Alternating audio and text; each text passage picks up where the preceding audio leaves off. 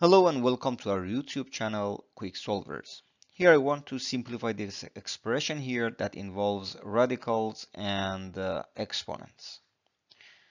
I think this is a good question for those preparing for SAT and ACT, and the difficulty level of this question is medium to hard. Okay, so let's dive in. I start by this expression at this term, square root of 8. And the first rule that we apply here is that if we have an expression like this, well, the index is b and then the power is c, a to the power of c, and the index for the radical is b, sorry. So this equals a to the power of c over b. So if I have the square root of 8, I know that I can write it as square root of 2 to the power of 3, okay? And the index here is 2. That means I can rewrite this as 2 to the power of 3 over 2. So I can replace the square root of 8 by 2 to the power of 3 over 2. And then the whole expression here can be written as square root of 2 times, then instead of square root of 8, I would have 2 to the power of 3 over 2. And I said the square root, well, actually the index is 3. So this, again, the second rule that we apply here says that if we have a to the power of b times a to the power of c, since the bases are the same, I can rewrite this as a to the power of b plus c, okay? That means, well, here we have the power is 2 over 2, or the power is 1, actually, that I can rewrite this 1. Let me write this. I can rewrite this power 1 as 2 over 2, okay? So we have 2 to the power of 2 over 2 times 2 to the power of 3 over 2, and this equals 2 to the power of 5 over 2, okay? And then the index of the radical is still 3. Now I apply the first rule, a to the power of c, where the index of the radical is b, equals a to the power of c over b. So by applying that here, we have 2 to the power of 5 over 2 times 3, which equals 2 to the power of 5 over 6.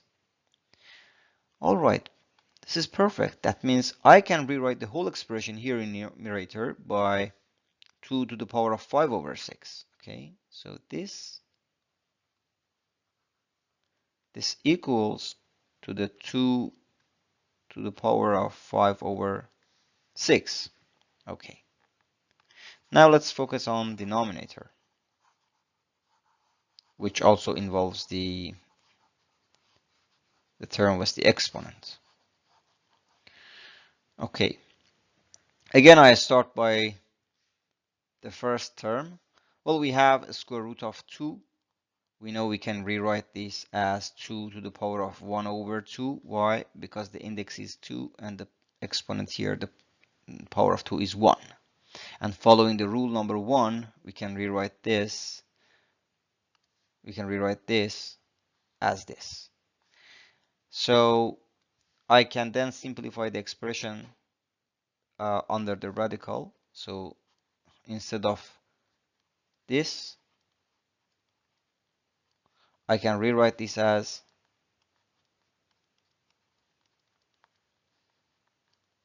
this, okay? And now I can apply rule number 2 here. Here we have 2 to the power of 1, and then we multiply to 1 over 2 to the power of 1 over 2. Okay, here instead of power 1, I can write it as 2 to the power of 2 over 2. Okay, and since the bases are the same, I can rewrite this as 2 to the power of 3 over 2. And this is actually following rule number 2. So this equals the radical 2 to the power of 3 over 2, and the index is 3. Now I can apply rule number 1 again. And if I apply rule number 1, we would have this equals 2 to the power of 3 over 2 times 3, which is 2 to the power of 3 over 6. I keep it as it is. So it says this expression here, this term here, can be replaced by 2 to the power of 3 over 6. And here we got this from this by applying rule number 1 and 2 repeatedly. And then the last term here is 16 to the power of minus 3 over 4. So let me write this here. Maybe I can keep this, that this term equals 2 to the power of 3 over 6. And I know that I can write it as 2 to the power of 1 over 2, but I keep it as it is because it would help me further for simplifying this expression. Okay, and let me get rid of this.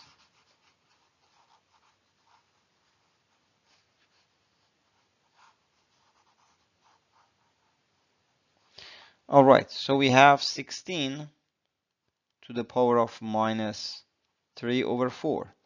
The rule number 3 says that if you have a to the power of b to the power of c, this equals a to the power of b times c. And this is the case here. Why? Because I can write 16 as 2 to the power of 4. So this is 2 to the power of 4 to the power of minus 3 over 4.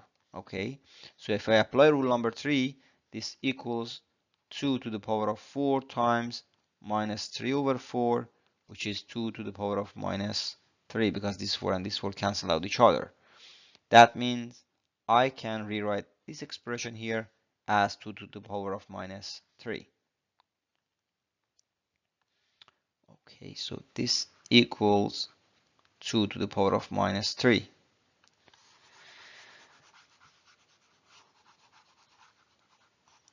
We are one step closer to the final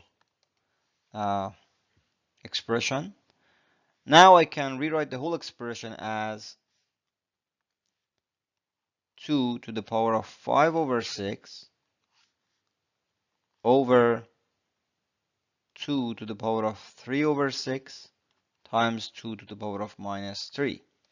When we have, maybe I can write the rule number 4 here. The rule number 4 says that if you have 1 over a to the power of b, you can rewrite this as a to the power of minus b. Okay, so here we have 1 over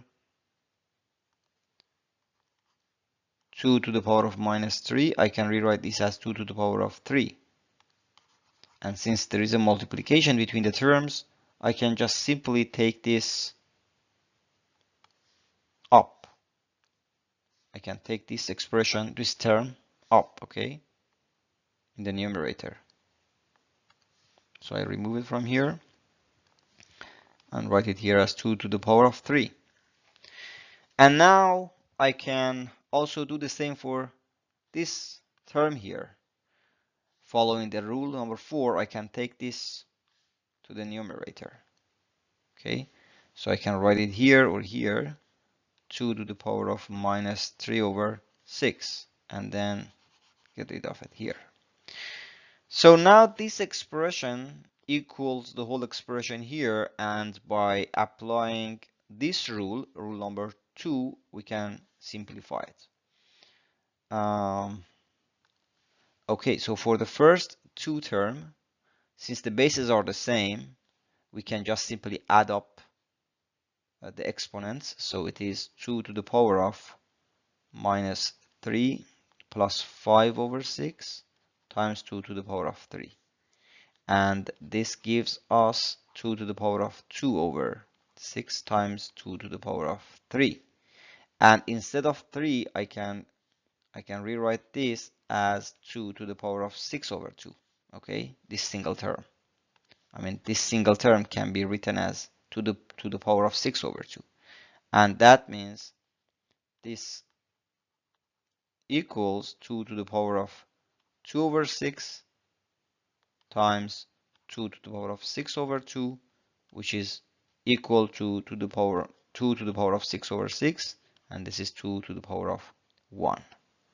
Okay, so that means the whole expression here equals 2 to the power of 1.